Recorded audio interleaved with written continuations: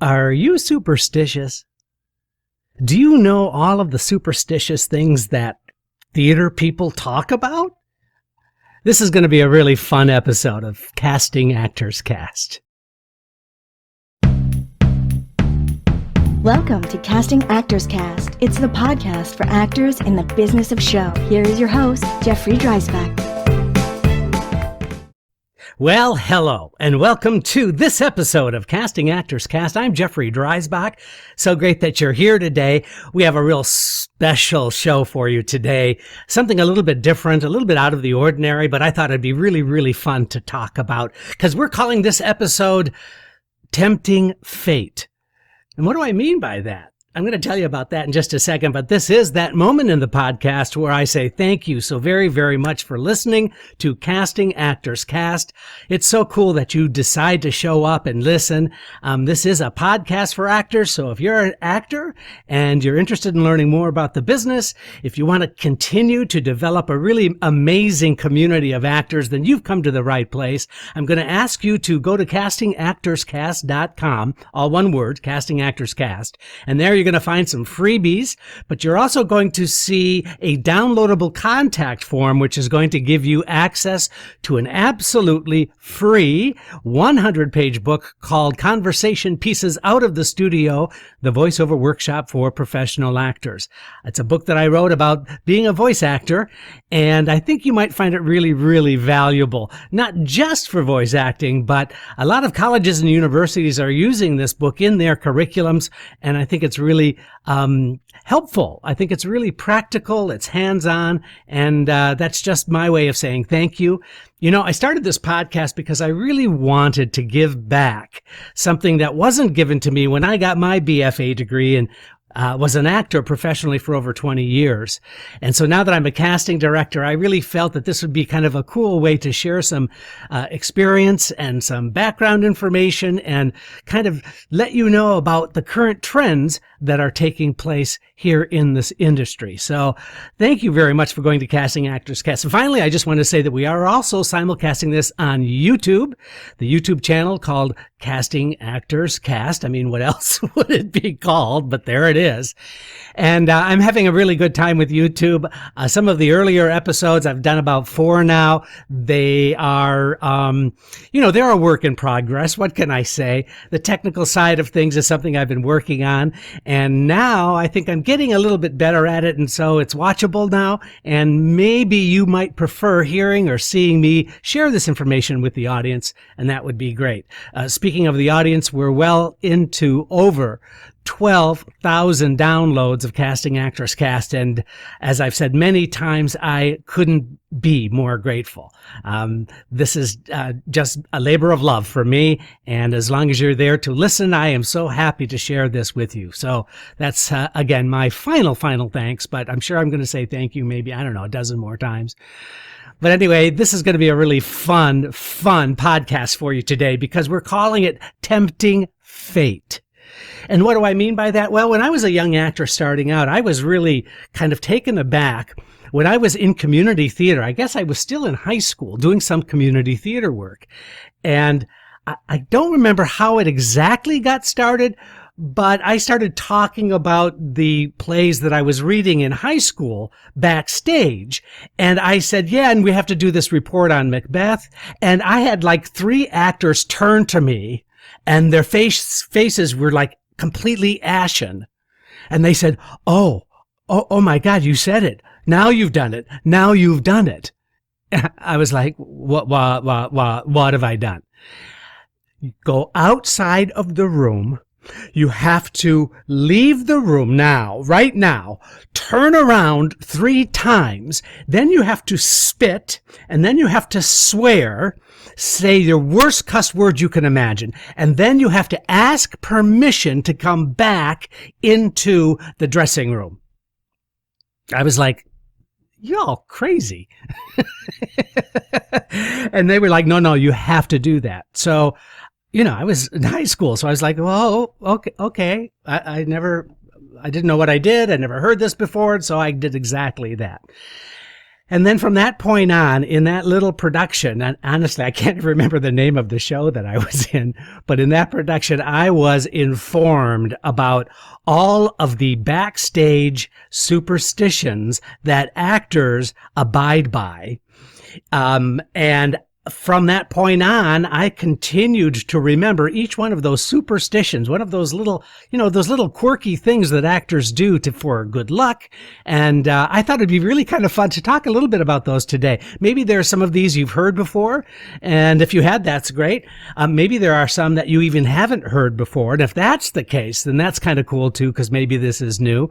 But I think the whole point of superstitions is that when we are a little bit nervous before going on stage and we have a great fear, we have a fear about whether there's a success in the show that we're about to go on with. There's fear in our work. Are we going to be good enough? Are we going to fulfill the vision of the show? Just being in front of an audience. I mean, that's enough to kind of make you kind of freak out a little bit. But I think because of those reasons, all throughout history, there have been these superstitious sort of elements that have creeped in over time. And I think what's really kind of fun now is that even over time, these same superstitions, people are very, very serious about their superstitions. Now, I'm not particularly a superstitious guy, but like the title suggests, I am not about to tempt fate when it comes to backstage superstitions. So let's go through a couple of backstage superstitions and talk a little bit about the origins of what they're about. And maybe you have you've heard something that's a little bit different than what I've heard. And if that's the case, please, please, please let me know. Send me a message and let me know that maybe there's one that I've missed, and maybe there are some new takes on some old superstitions, whatever. Suffice it to say that Thespis was the original actor in Greece millenniums ago, and he decided that there were certain rules that actors should abide by. And one of the Thespis, and his name is Thespis, and that's what we get the word thespian, meaning actor. He was considered and is considered the original actor. And Thespis had an interesting rule about taking one day off. He insisted that the theater be dark at least one night a week to appease the gods, so that all of this disruptive political acting in Greek theater, that there had to be one night where the gods were appeased. So that's why it's called dark night. So what's your dark night? And you hear that today. What night are you dark? And that literally means not only are the lights turned off, but that literally means that's an opportunity to appease the theater gods. So that's the very first one, I think, that I wanted to share with you, just because it sounds kind of interesting. Now, the other one is how some names and words got their origins. For example, in theater terms, it's called the green room. The green room. So the green room is always the lounge area, oftentimes just off stage, where the actors can relax prior to the showtime. And the reason it's called the green room, at least this is the reason I'm told, again, if you've heard something different, please let me know. But the green room is where you're so nervous about going on stage that you literally turn green. So that's where everybody gathers and nervously shows their greenness by being so scared about going on stage. So that's the word green room. Also, I'm sure like one of the early rooms were painted green or something. I'm sure about that, but that seems a little too literal to have much fun with. We're going to paint it green, therefore it's the green room. So here are some others that you might or might not have heard of. Is whistling either in the dressing room or in the wings off stage is absolutely forbidden. You may not whistle. And what I find interesting is the origins of that is many times, especially in Elizabethan theater, many of the actors, many of the backstage crew were sailors. And the sailors would move the furniture and they would hoist the lines to move the scenery, to move the backdrops, all that stuff. And as it turns out, sailors often used whistling for signals to move the sails, to batten the hatches, to do all those sailor type things. And so if you were to be whistling backstage or off stage or in the green room, that might inadvertently send a sandbag flying or a piece of scenery falling. And so it was a literal thing, and it was about not putting yourself in danger. So whistling had a very, very practical application. Also, I've heard that whistling has a tendency to invoke the spirits, whatever that means, whether they're ghosts. Are there stage ghosts? And if that's the case, whistling happens to call them. I'm not quite as convinced about that particular one, but nevertheless, that's no whistling. The other favorite one that I really like a lot is you hear the phrase break a leg before going on stage. And there are several, and I did a lot of research about this, and there are several theories as to how that phrase, that term break a leg came about. One is that people in Elizabethan times, what they would do is they would stomp their feet on the floor instead of applauding. And that the theory is that you would be stomping your feet so hard because of the performance that was so great that you could literally break your leg. Yeah, I know. But that's one theory. Now, the theory that I kind of subscribe to because it has a very practical application, and that is the curtains on the stage left and stage right, or if you're watching on camera, stage right and stage left. You know what I mean? Stage right is the actor's right as they're facing the audience, just in case you didn't know that. So I don't know how it worked on camera with it flipped around a little bit. So, whatever. But anyway, on stage left and stage right would be these long curtains that would come down in the wings. And they were called legs. And when you walked through the curtain, you would be literally breaking the leg. And so that was a good wish, a well wish. Break a leg, meaning go on out and do your thing. And so I kind of liked that one. The other theory is, of course, breaking a leg was something that the understudy would say to the lead performer. So that the understudy, break a leg, like, I hope you hurt yourself so that I get a chance to go on. So that's kind of cruel, but that is kind of a backhanded way of saying do a really, really great job.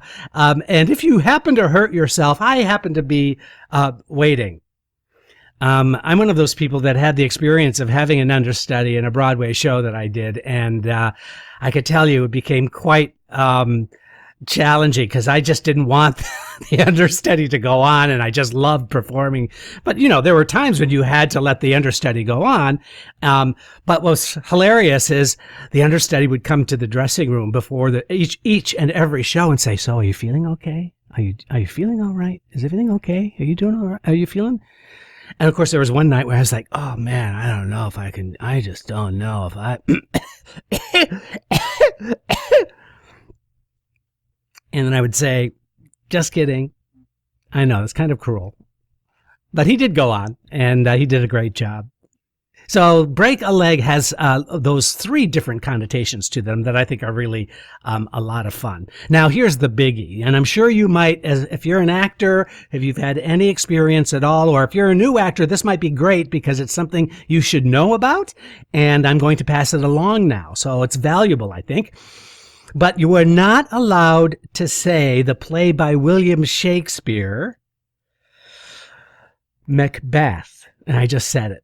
I don't happen to be on stage, although I'm on set. So I don't know if that counts. So I'm going to, after the end of this podcast, I'm going to go outside the room. I'm going to swear, and then I'm going to turn around 3 times, and then I'm going to ask permission to come back into the studio.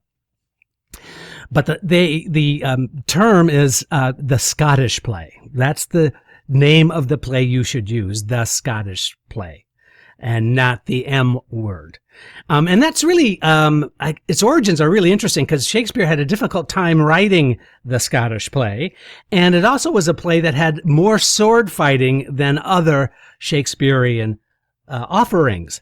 And so there were many, many more injuries. And I think from that point on, mentioning the name of the play gave a different kind of intonation as to whether or not this would create bad vibes, if you will, or bad karma, stage karma. And so if that's the case, be really, really careful. There's some actors who absolutely swear by it. And I think there's probably even I'm sure there's probably a doctorate candidate out there in theater who wanted to find the origins of it. I just haven't researched it that much to figure it out. But please make sure you call it the Scottish play. You won't get in trouble. Now, as far as rectifying that, if you do let it slip and turning around 3 times and spitting and swearing and asking permission to come back in the room, I have no idea. My guess is somebody just made that up. Or it has some kind of significance somewhere. So if you're listening out there or watching out there, please let me know if you know any more information about how when you say the Scottish play, it ends up being rectified by leaving, spinning, spitting, re-entering. Because I would really love to know that. Now, earlier I talked a little bit about whistling and how that might even attract the theatrical spirits, ghosts. One of the things I love about being a stage actor was that at the end of the performance and even on the dark night would be the single light would be brought out by a stagehand usually and would be set out in the middle of the stage. And it was a single light bulb. All the other lights in the entire theater would be turned off with this single glowing bulb that would be left on all the time up until prior to getting ready for the next performance. Even. So that light happens to be called a ghost light. And the reason I think it's called a ghost light, and what I'm told is the reason, is that having a single light in the theater wards off any potential ghosts that might want to come on stage and do damage to sets or props. Okay, now the practical reason of having that light is if you enter a dark theater and there's no light and there's maybe a trap door that's open or maybe the edge of the stage can't be seen, that ghost light is there literally to keep you from falling and hurting yourself. So it has a very, very practical application to it, a practical reason to it. But I kind of like to think about ghosts. I don't think there's a theater I have not been in that didn't have a ghost. And whether somebody died or not doesn't seem to matter. It seems that there is a ghost that lives in every theater. So those are the kind of the basic ones that I've heard about. But there are a few that I want to share with you now. And maybe you've heard of these, and maybe you can enlighten me as to where these came about and tell me if you've heard any of these. One superstition is that it's a bad luck to wear blue on stage. Now, I had not heard that before. This is in coming and doing some research. And there were a couple of Brits who were talking about wearing blue was just simply bad luck. Again, I'm not sure where that came from or how that came to be. But I thought, well, that's kind of interesting. And suddenly I'm thinking about, all the shows that I've done. Have I ever worn blue? And honestly, I can't really remember specifically having a blue costume. So I don't know. Maybe there's some truth to that. What do you think? The second costume item that is kind of not a good thing is whether or not you are wearing peacock feathers. Again, I'm not sure what the origin of having peacock feathers are, but apparently it's bad luck to wear peacock feathers on stage. Again, I'm just passing this along. I'm just a conduit sharing this information, and I don't have any more information than that. And peacock feathers are rather beautiful, but I don't know, maybe there's some kind of bad luck involved. Oh, here's another one that I've heard of, and that is it's bad luck to have 3 candles together on stage. 3 candles are really considered bad luck. The theory goes that the person who's closest to the shortest candle, the person who's closest to the shortest lit candle on stage is either going to get married, yeah, maybe that person is going to be the next person to die. That's kind of awful, right? And I'd never heard of that before. It was only in doing research that I found all of these out. I thought it was pretty interesting. And the final one I want to share with you, I thought was kind of cool, was that if you're in rehearsal for a play, and let's say you're on stage and there's no audience, you are not supposed to say the last line of the play if there is no audience. You're supposed to just stop, don't deliver the last line, and let that just stay there until you have an audience, in which case you can go ahead and say the last line of your play. I thought that was kind of fun as well. Now, that's why I think if you have an invited audience, that makes it okay, I'm sure. If it's just some previews going on and you're just previewing it prior to the opening night, and you've got people in the audience, I think that's okay too. Anyway, I've had a lot of fun putting this together. I hope you've had some fun watching. It's a little bit different than what we do in our normal podcasts, but, we want to change it up a bit. Again, I want to thank you very much for listening to Casting Actors Cast. We're going to have another podcast every Thursday, and please let me know what you think by going to castingactorscast.com and leave me a note. Any questions that you have, any comments, anything that you have to share with me, I might put it on the air, but I'll ask you first, of course. But it helps me perpetuate new information, all just for you, the actor. Anyway, don't be superstitious. It's all good. I'm Jeffrey Dreisbach, and this is Casting Actors Cast. Casting Actors Cast is made possible with your support just by listening. Please like, share, and subscribe wherever you get your podcasts.